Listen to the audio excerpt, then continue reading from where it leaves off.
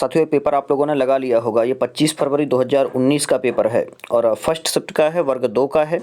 यहाँ पर child development and pedagogy के जो क्वेश्चंस हैं उनको मैं यहाँ बता रहा हूँ। आप लोगों ने यदि नहीं लगाए हो ये क्वेश्चन पेपर तो सारे के सारे सुविज्ञा टेलीग्राम चैनल जो है उस पर डले हुए हैं, वहाँ से आप लोग इनको डाउनलोड कर लें और चैनल को सब्सक्राइब जरूर कर लें, जिससे ऐसे जो भी वीडियो रहे वो आपके पास पहुँच जाए। आप लोग केवल इससे अपना लेवल देख सकते हैं कि वर्ग 2 का लेवल जो ऐसा था तो चाइल्ड डेवलपमेंट एंड पेडागोजी के जो आपके 30 क्वेश्चन आने हैं उनका लेवल कैसा होगा।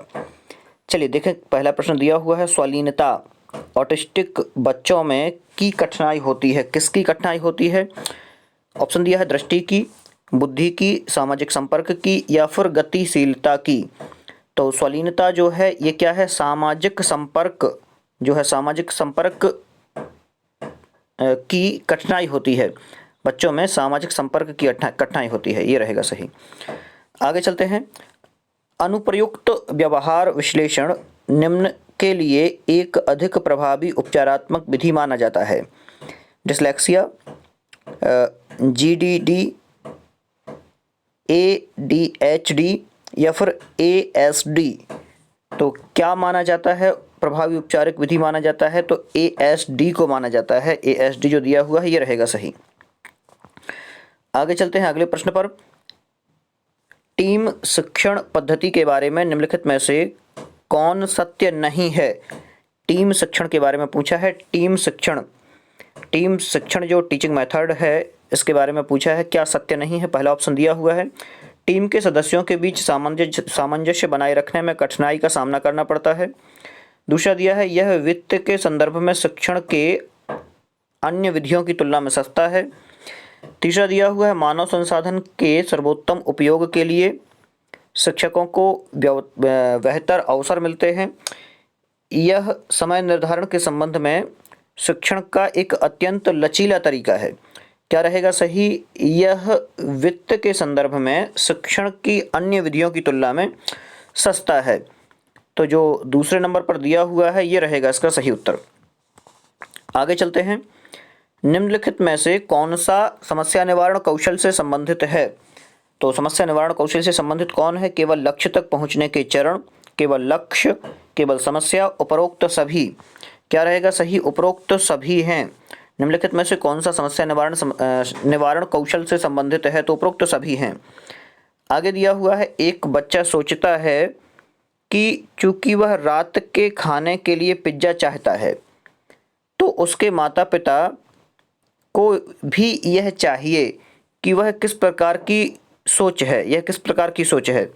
एक बच्चा सोचता है क्योंकि वह रात के खाने के लिए पिज्जा चाहता है तो उसके माता पिता को भी यही चाहिए। यह किस प्रकार की सोच है? धनात्मक चिंतन है, स्वकेंद्रित चिंतन है, अमूर्त चिंतन है या मानसिक चिंतन है? तो क्या रहेगा सही? स्वकेंद्रिक चिंतन है। ये ईगोसेंट्रिक जिसे बोलते हैं, स्वकेंद्रिक चिंतन। आगे चलते हैं। शिक्षार्थी, पहले खाली स्थान दिया हुआ है। शिक्षार्थी सबसे अच्छी तरह सीखते हैं जब वह कैसे होते हैं? शिक्षार्थी अच्छी तरह से सीखते हैं, हाँ आगे खाली स्थान नहीं है, ये सेकंड नंबर वाला ही है। शिक्षार्थी सबसे अच्छी तरह सीखते हैं जब वे शिक्षक की बात सुनते हैं और कक्षा के सभी नियमों का पालन करते हैं, या वे विषय को समझते हैं और अच्छे नोट्स लिखते हैं। या तीसरा दिया हुआ है वे प्रासंगिकता को समझते हैं और अधिगम के लक्ष्य को प्राप्त करने के लिए प्रेरित होते हैं।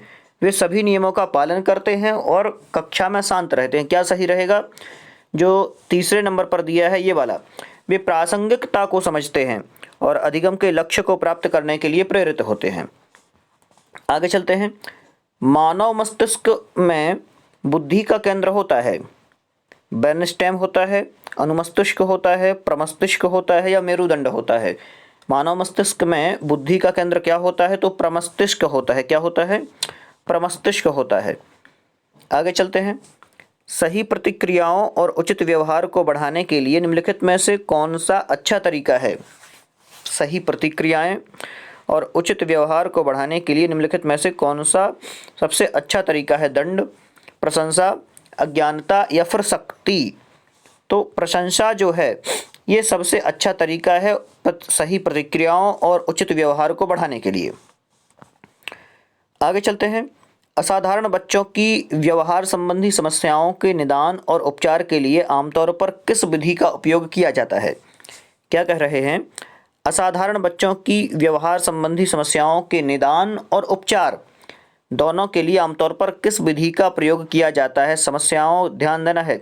असाधारण बच्चों की चर्चा की जा रही है। सर्वेक्षण विधि, केस स्टडी विधि, निरीक्षण विधि या फिर प्रयोगात्मक विधि? तो क्या रहेगा सही? केस स्टडी विधि रहेगा सही। केस स्टडी विधि, क्योंकि असाधारण बच्चों के व्यवहार संबंधी समस्याओं के निदान की चर्चा है। ध्वनियों के आधार पर पठन पाठन में कौन सा दृष्टिकोण विश्वास करता है? ध्वनियों के आधार पर पठन पाठन में कौन सा दृष्टिकोण विश्वास करता है? विश्लेषणात्मक, शब्दांश, ग्लोबल या फोनिक? तो क्या रहेगा सही? ध्वनियों के आधार पर पठन पाठन में तो फोनिक जो है, फोनेटिक बोलते हैं ना जो, वही फोनिक। आगे चलते हैं। थॉमसन के अनुसार बच्चे अपने स्वयं के लिंग की पहचान इस उम्र में कर सकते हैं? 5 वर्ष में, 2 वर्ष में, 4 वर्ष में या 3 वर्ष में? क्या रहेगा सही? 3 वर्ष में। थॉमसन के अनुसार बच्चे अपने स्वयं के लिंग की पहचान 3 वर्ष की उम्र में कर सकते हैं।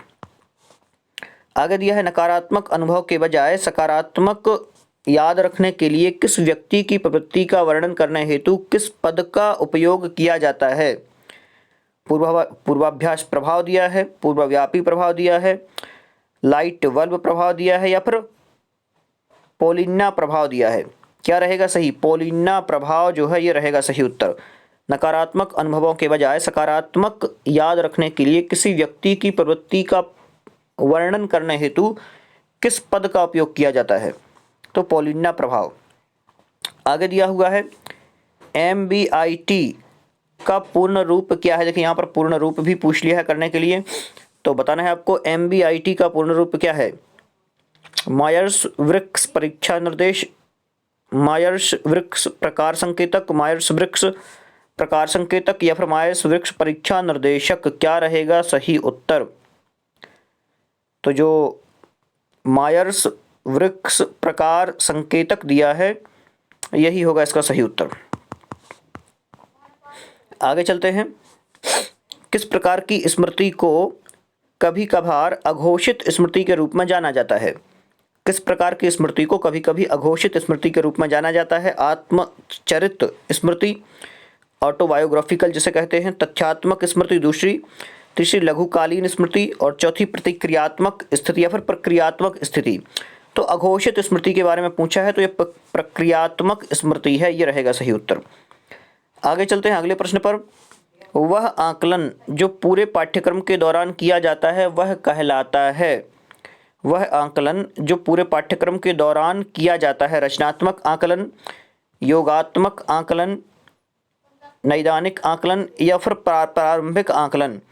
वह आकलन जो पूरे पाठ्यक्रम के दौरान किया जाता है उसे क्या कहते हैं?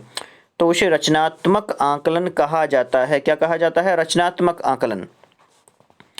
निम्नलिखित में से कौन सा बदमाशी का एक रूप नहीं है? अन्य बच्चों को छेड़ना, अन्य बच्चों को धक्का देना, लंच की पारंपरिक अदला बदली, एक दूसरे का अपमान करना। तो बदमाशी का एक रूप नहीं है, क्या है? लंच की पारंपरिक अदला बदली, ये होगा सही। आगे चलते हैं। निम्नलिखित में से कौन सी नैदानिक प्रक्रिया क्लासिकल कंडीशनिंग पर आधारित है? क्लासिकल कंडीशनिंग पर आधारित कौन सी है ये आपको बताना है। टोकन इकोनॉमी, 2 चेयर तकनीक, स्थानांतरण या व्यवस्थित विषुग्राहीकरण? क्या रहेगा सही?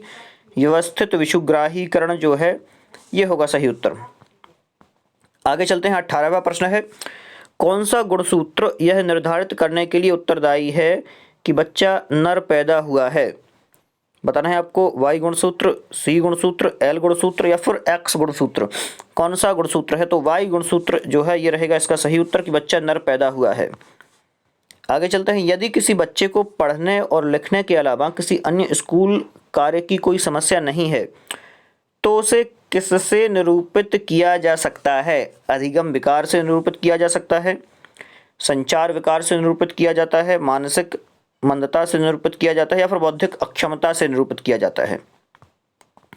क्या होगा इसका सही उत्तर? तो अधिगम विकार से संबंधित निरूपित किया जा सकता है, ये होगा सही। आगे चलते हैं। एक बच्चा एक ऐसी वस्तु की खोज करता है जहां वे पहले इसे दूसरे स्थान पर ले जाने के बाद भी पाते हैं।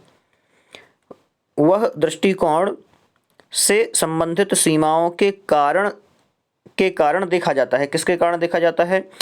अनुलग्नक के कारण, स्वार्थ के कारण, या फिर संरक्षण के कारण, या वस्तु स्थायित्व के कारण। तो वस्तु स्थायित्व के कारण देखा जाता है। एक बच्चा एक ऐसी वस्तु की खोज करता है जहां वे पहले इसे दूसरे स्थान पर ले जाने के बाद भी पाते हैं।